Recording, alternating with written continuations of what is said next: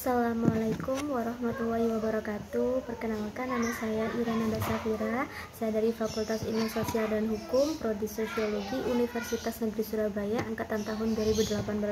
Di video kali ini saya akan menggunakan gagasan dari Bourdieu tentang teori habitus, modal, arena, kekuasaan, serta kekerasan simbolik untuk membongkar adanya mekanisme ketimpangan gender, khususnya kepada perempuan yang melibatkan dirinya dalam aspek politik. Memahami adanya kekuasaan serta kekerasan simbolik memberikan pemahaman kepada kita bahwa pentingnya peran bahasa yang digunakan sebagai sistem simbol. Bahasa selain berperan sebagai alat komunikasi untuk saling memahami, menyampaikan pesan antar sesama manusia, ternyata bahasa juga memiliki peran laten yang seringkali tidak disadari oleh banyak orang, yaitu sebagai praktik kekuasaan. Simbol-simbol bahasa yang digunakan di dalamnya mengandung sebuah ideologi yang disemaikan secara perlahan-lahan atau sedikit demi sedikit agar tidak terlihat. Simbol bahasa yang tidak hanya terdiri dari kata-kata yang di dalamnya juga mengandung makna, ternyata bahasa juga digunakan untuk alat sebagai instrumen kekuasaan untuk memperebutkan sebuah posisi atau legitimasi. Dominasi terhadap simbol merupakan kekuasaan yang dapat membuat orang mengenali, memahami, memperkuat, dan mengubah pandangannya mengenai dunia. Seseorang atau kelompok dengan kekuasaan simbolik dapat mengendalikan simbol dan mengkonstruksi realitas sosialnya melalui tata simbol tersebut. Kelompok atau seseorang yang memiliki kekuasaan simbolik, mereka menempati strata sosial atas dalam kehidupan masyarakat. Mengapa demikian? Karena kepemilikan mereka akan modal ekonomi dan budaya serta beberapa modal lainnya yang dapat digunakan sebagai sistem untuk menguasai simbol.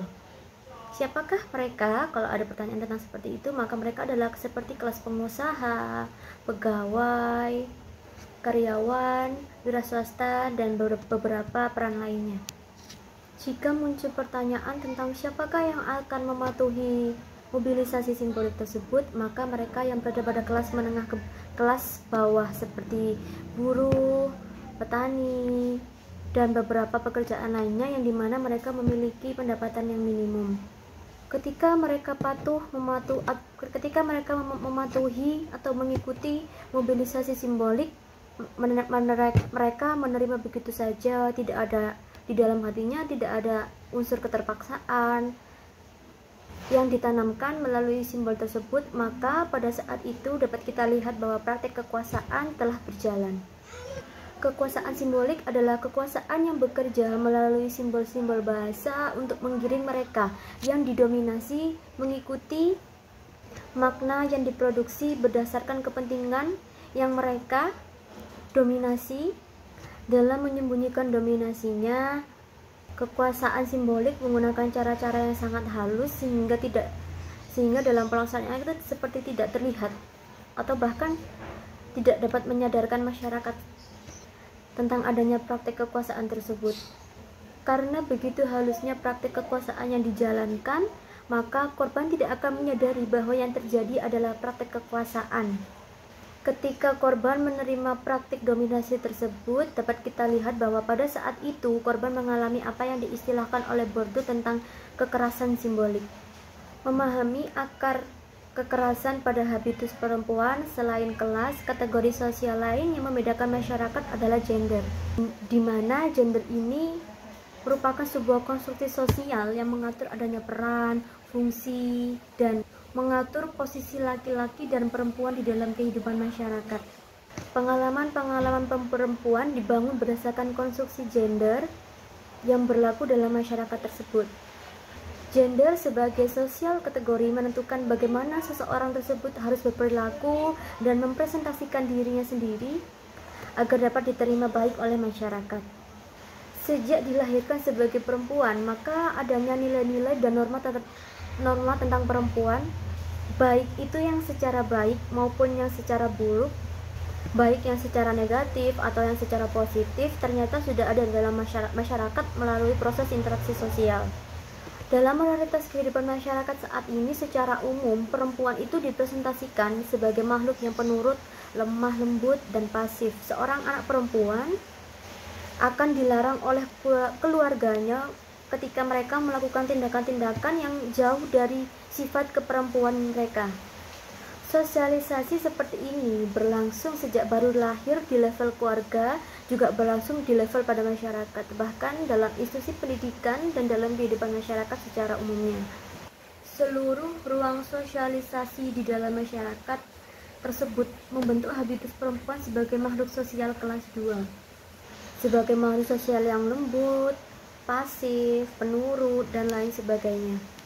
Dengan adanya habitus tersebut, perempuan akan bersikap dan bertingkah laku sesuai dengan skema-skema yang telah diberikan oleh masyarakat sekitar dan terinternalisasikan dalam pikirannya. Dengan adanya habitus ini semakin menguatkan definisi masyarakat tentang perempuan. Pendefinisian secara negatif terhadap perempuan yang berlangsung secara lama dilakukan secara masif di seluruh ruang sosial, sehingga melahirkan adanya habitus perempuan yang memposisikan dirinya sendiri sebagai anggota masyarakat kelas 2. Kita bisa lihat dalam kehidupan masyarakat saat ini ya, perempuan itu banyak menerima posisinya sebagai makhluk kelas 2, yang diartikan dalam hal ini adalah mereka yang diminta untuk patuh kepada laki-laki. Bahkan perempuan sering menganggap hal tersebut sebagai kodrat yang sudah seharusnya dilakukan dan diterimanya, karena kodrat mereka telah terlahir sebagai perempuan. Bentuk penginternalisasian nilai-nilai tersebut atau di atas perempuan sebagai sebuah kewajaran malah mempertanyakan, tidak mungkin untuk dilakukan. Keadaan inilah yang disebut dengan kekerasan simbolik. Kekerasan simbolik menjadi sosialisasi yang berlangsung sangat lama melalui strategi wacana tertentu yang melakukan kepatuhan pada diri perempuan itu sendiri. Pada akhirnya, melalui proses sosialisasi yang berlangsung secara lama, perempuan memiliki habitus sesuai dengan peran gendernya di dalam masyarakat. Identitas gender ini berakar sangat dalam pada diri perempuan, menjadi bagian yang paling penting untuk dimiliki meskipun masuk ke dalam ranah lain di luar ranah domestik. Identitas ini terus terbawa saat ia memasuki ranah politik. Kemudian kita akan membahas politik sebagai arena perempuan untuk memainkan habitus dan modal yang dimilikinya. Sebelum menjelaskan lebih detail atau lebih mendalam tentang bagaimana posisi perempuan itu dalam politik menggunakan teori dari Bourdieu, maka sebelumnya akan saya jelaskan terlebih dahulu beberapa hal yang terkait dengan isu perempuan di dalam politik. Habitus yang dimiliki perempuan sebagai hasil dari sosialisasi dalam bentuk pengasuhan dan pendidikan yang baik dalam keluarga, masyarakat, ataupun institusi formal akan terbawa ke dalam arena politik yang dimasukinya. Keharusan perempuan untuk terus patuh dan mengabdi tentang kepatuhannya kepada seorang suami menjadi sebuah kewajiban yang paling utama. Dalam beberapa kasus, bentuk kepatuhan ini adalah dengan kewajiban mendapatkan izin dari suami sebelum perempuan tersebut ingin memasukkan dirinya ke dalam ranah politik, seperti dalam proses pencalekan partai. Memiliki syarat bahwa harus berlakunya perempuan yang memasukkan dirinya dalam ranah politik harus mendapatkan izin terlebih dahulu atau persetujuan dari suami sebelum terlibat di dalam partai politik. Namun sayangnya dalam kehidupan masyarakat saat ini, aturan tersebut tidak berlaku sebaliknya. Dalam artian bahwa caleg laki-laki ketika ingin memasukkan dirinya ke dalam ranah politik tidak perlu mendapatkan izin atau persetujuan dari istrinya. Dan anehnya sekali, dalam ketimpangan ini tidak ada perempuan yang melakukan protes atau rasa ketidakterimaan dari dalam diri tentang kebijakan yang diskriminatif ini. Karena menurut beberapa perempuan, mendapatkan izin dari suami merupakan tiket yang paling utama yang mereka gunakan sebelum mereka terjun ke dalam dunia politik.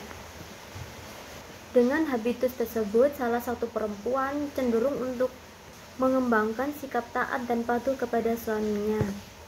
Kepatuhan ini dalam kehidupan masyarakat menjadikan simbol bahwa ternyata perempuan yang memiliki izin dari suami untuk melakukan segala bentuk kegiatan yang akan dilakukan merupakan perempuan yang baik. Bila dilihat dari teori modal kapital, kebanyakan caleg perempuan yang terlibat dalam pencalekan pemilu pada tahun 2014 yang lalu, yang akhirnya mereka kalah atau tidak mendapatkan suara mayoritas, mereka cenderung tidak memiliki modal yang cukup untuk dapat bersaing dan diterima dalam ranah politik. Ide bahwa perempuan adalah ibu rumah tangga yang seharusnya itu tidak bekerja merupakan salah satu faktor yang membuat perempuan itu sendiri tidak memiliki modal, baik itu modal atau modal secara finansial, budaya maupun pendidikan, sehingga para perempuan cenderung merasa kesulitan ketika mereka mencoba untuk memasuki ranah politik. Modal ekonomi seringkali dikuasai oleh suami. Mengapa demikian? Karena dalam kehidupan masyarakat saat ini, suamilah yang bekerja di luar rumah, sementara istri akan diberatkan beban tanggungan perannya sebagai peran domestik dalam rumah tangga untuk merawat anak dan mengurus rumah. Beberapa perempuan, baik yang menang maupun yang kalah, memiliki jumlah modal yang beragam. Namun, mayoritas sangat menyebutkan bahwa modal itu sendiri sangat menentukan untuk proses pemenangan dalam dunia politik, khususnya bagi perempuan ya. Karena bagi perempuan sendiri, modal mereka terjun ke dunia politik adalah mendapatkan support dari suami. Sehingga di sini izin suami tidak hanya digunakan agar para perempuan bisa masuk dan mendaftar pada kegiatan yang mengarah pada politik. Namun bagi perempuan ternyata izin dari suami dapat memuluskan proses-proses selanjutnya. Berdasarkan argumen ini dapat disimpulkan bahwa menang dan kalahnya caleg perempuan itu sangat ditentukan oleh 3 modal lainnya, yaitu modal budaya, modal sosial, dan modal simbolik. Modal budaya dapat kita lihat dari tingkat pendidikan yang dimiliki oleh perempuan, di mana pendidikan merupakan akses yang digunakan perempuan untuk pengembangan pengetahuan dan skill yang dimilikinya. Salah satu dampak yang bisa kita lihat dari kuota 30% adalah partai diharuskan untuk memasukkan perempuan dalam pencalonan, sementara partai tersebut sendiri tidak memiliki mekanisme perekrutan dan pendidikan kader khusus bagi perempuan, membuat partai membuka kemungkinan bagi siapa saja untuk mendaftar. Efeknya sendiri, partai tidak memberikan kualifikasi tertentu sebagai syarat. Akibatnya, perempuan yang tidak memiliki pengalaman berpolitik dan berorganisasi, mereka cenderung lebih mudah terjaring. Karena bagi mereka, terlibat dalam partai adalah suatu pilihan yang menyenangkan tanpa memikirkan modal yang harus mereka bawa atau sebagai kekuatan mereka. Hal ini akan mempengaruhi cara mereka melakukan kampanye dan faktor yang menentukan pemenangan suara. Pada sisi lain, ternyata perempuan tidak memiliki modal budaya, karena bagi masyarakat, politik merupakan wilayah yang dikhususkan untuk laki-laki. Karena jika perempuan memaksakan dirinya untuk masuk ke dalam ranah politik, maka mereka akan dianggap sebagai orang lain atau orang yang terpinggirkan. Pada beberapa perempuan yang mencoba untuk memasukkan dirinya ke dalam ranah politik, maka tugas mereka atau peran mereka sebagai peran domestik dalam rumah tangga juga tetap harus dapat dilaksanakan. Maka dalam hari ini perempuan akan mengalami beban ganda. Perempuan yang masuk ke dalam institusi partai politik, ketika ia akan masuk ke dalamnya, maka ia akan merasakan bahwa ternyata nilai-nilai yang dikembangkan dalam partai politik sangat tidak sesuai dengan dirinya. Karena mengapa? Di dalam partai politik, nilai-nilai yang dikembangkan adalah nilai-nilai yang mengarah pada maskulinitas. Ironisnya, dalam hal ini kesempatan untuk menegosiasikan nilai-nilai tidak ada, sehingga laki-laki dan perempuan harus menerima bagaimanapun situasinya tersebut. Jika perempuan tidak dapat bertahan dalam kegiatan tersebut atau dalam nilai-nilai yang telah membuat dirinya merasa bahwa dia tidak cukup untuk percaya diri, maka salah satu jalan pilihannya adalah keluar dari partai politik. Kemiskinan perempuan dari segi modal budaya ini ternyata juga berpengaruh pada kemiskinan modal sosial dan simbolik. Mengapa demikian? Perempuan yang kesulitan atau tidak memiliki habitus untuk membangun realitas sosial dengan anggota partai laki-laki, karena mereka sendiri tidak memiliki pengalaman, baik pengalaman untuk berorganisasi ataupun pengalaman yang mengarah pada aspek-aspek politik. Keadaan ini membuat mereka para perempuan dipandang sebagai inferior dan melegitimasi stigma bahwa perempuan adalah inferior yang dalam prakteknya lebih parah lagi dimanfaatkan oleh beberapa partai hanya sekedar untuk menyelamatkan partainya. Kemiskinan pada ketiga modal sebelumnya tersebut telah membuat tidak punya modal simbolik, tidak punya posisi tawar apapun di partai. Mayoritas perempuan hanya diberikan seperti nomor sepatu, nomor urut dalam pencalonan legislatif sebagai nomor yang memiliki peluang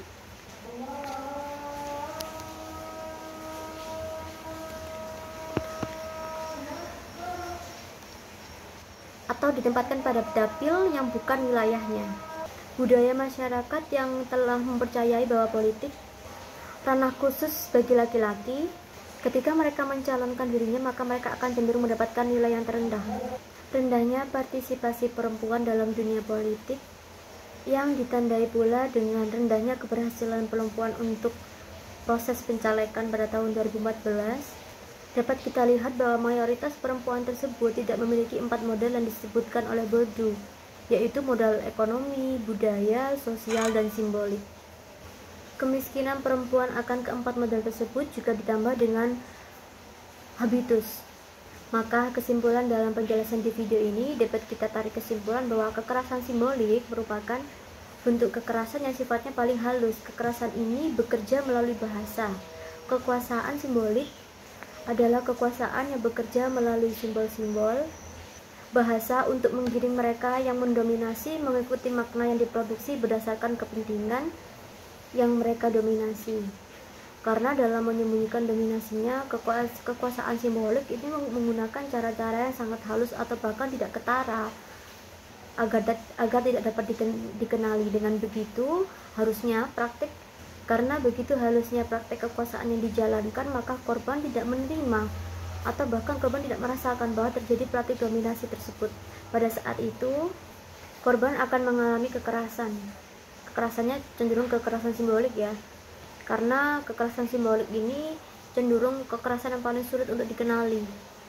Kekerasan yang dikenakan pada agen-agen sosial tanpa mengundang resistensi, dan sebaliknya malah mengundang konformitas. Teori kekerasan simbolik oleh Bourdieu tersebut sangat relevan yang digunakan untuk melihat bagaimana mekanisme bekerjanya diskriminasi yang dialami perempuan dalam ranah politik. Sekian dari saya, apabila ada salah-salah kata